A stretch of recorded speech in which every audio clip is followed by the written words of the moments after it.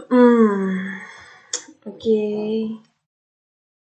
Eh, aku di sini mau jelasin tentang slow map dan SWOT dari penjualan di Tokopedia. Sebenarnya penjualan di Tokopedia itu ada kelemahan, ada kelebihannya juga, ada sisi negatifnya, ada juga sisi positifnya. Yang mau aku jelasin di sini pertama adalah strength, kekuatannya. Lokasinya mudah dijangkau apabila adanya request pick up. Request pick up itu ketika si penjual meminta barangnya itu untuk dijemput oleh ekspedisi ke tempat dia, toko dia, outlet dia. Itu yang kedua, ada lagi barang yang dijual sudah sangat dikenal. Kebetulan saya berjualan barang yang benar-benar familiar banget, dan itu tuh Indomie. Yang ketiga, mendapatkan barang langsung dari distributor. Kebetulan saya juga punya kerjasama dengan PT Daya Usaha Tama. Yang keempat, harga yang tidak beda jauh dari toko lainnya. Ya, beda-beda 10.000, beda-beda 5.000. Itu udah tinggi banget ya buat barang yang benar-benar dikenal oleh orang banyak. Yang weakness, kelemahannya, medali yang diberikan oleh pihak Tokopedia belum sebanyak toko yang lainnya. Jadi di Tokopedia itu ada yang dibilang dengan mendali. Mendali itu bisa dilihat oleh siapapun, konsumen, oleh penjual juga. Nah, kebetulan di toko saya itu masih dapat 4 mendali dan belum 5. Yang paling tinggi itu adalah 5 mendali. Yang kedua, kekurangan SDM, sumber daya manusia untuk mengelola keaktifan tokonya. Ini kendala yang paling susah banget untuk dihandle karena sebenarnya untuk Tokopedia itu kita tuh harus aktif banget. Jadi kita tuh harus benar-benar promosiinnya, kita harus benar-benar giat banget gitu untuk ngelakuin promosi-promosi dengan konsumen-konsumen kita yang udah benar-benar ada di toko kita, yang sering bertransaksi kepada toko kita itu. Ada juga opportunity, peluang. Peluang yang didapatkan sangat lumayan besar. Karena sebenarnya kalau kita aktif dan kita cepat menyerahkan paket dari penjual, dari toko, dan dari ekspedisi. Karena sebenarnya ekspedisi itu, giatnya ekspedisi itu sangat penting untuk orang-orang yang berjualan online. Kenapa? Karena pemberian bintang oleh si konsumen itu sangat berpengaruh kepada peluang yang akan dilakukan. Karena gini, biasanya itu kalau kita nyari katalog Indomie Soto misalnya, yang keluar itu adalah orang yang toko yang sering banget bertransaksi dan mendapatkan bintang yang banyak.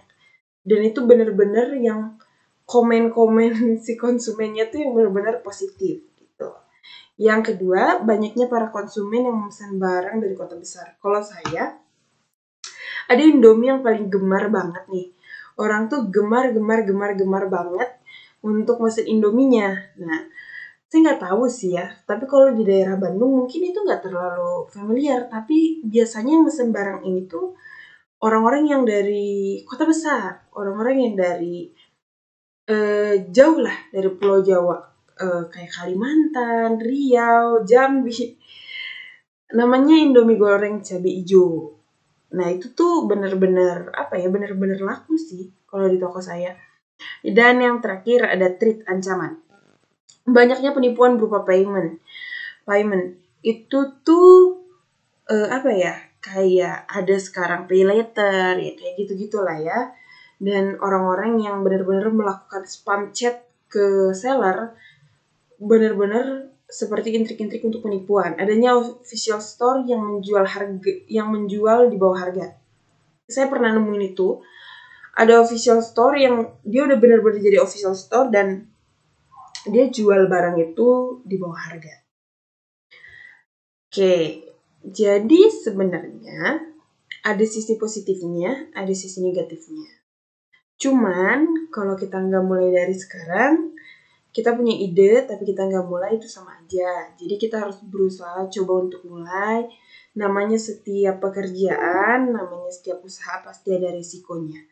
Itu sih yang harus selalu, banyak kok anak muda sekarang yang benar-benar benar-benar mau banget mulai dari bawah, dan itu banyak banget. Kayak yang aku lakuin ini gak kecil sih, gak besar juga, biasa saja sebenarnya, ngalir aja gitu. Jadi sebenarnya ke arah lebih banyak pengalaman yang didapat dari penjualan ini. Karena jujur seru. Kita kayak lucu aja gitu. Maksudnya kita bisa berjualan nggak face to face, tapi langsung kayak bayar, kita dapat. Terus ongkirnya diambil sama pihak ekspedisi. Kalau ada bonus dari voucher dikembalikan lagi ke kita. Jadi kayak seru aja gitu. Bener-bener kayak ini mudah. Ini cuman butuh kemauan gitu. Dan ini mudah banget. Dan buat teman-teman yang mau mulai jualan online, apalagi di marketplace, buat teman-teman yang emang benar-benar udah giat, kalian tuh bakal dapat pinjaman. Ada pinjaman yang ya dari beberapa online ya, beberapa marketplace-nya juga gitu yang ditawarkan. Memang gak besar, tapi itu benar-benar mendukung untuk orang-orang yang mau mulai usahanya. Oke, kita lanjut. Kita ke flow map. Ini. Nah, jadi ini tuh ada 3 eksistensi ya. Ada pembeli, Tokopedia, penjual. Nah, pembeli itu dia tuh kayak mulai membuka Tokopedia. Yang selanjutnya ada mengakses Tokopedia. Dia mengakses Tokopedia itu adalah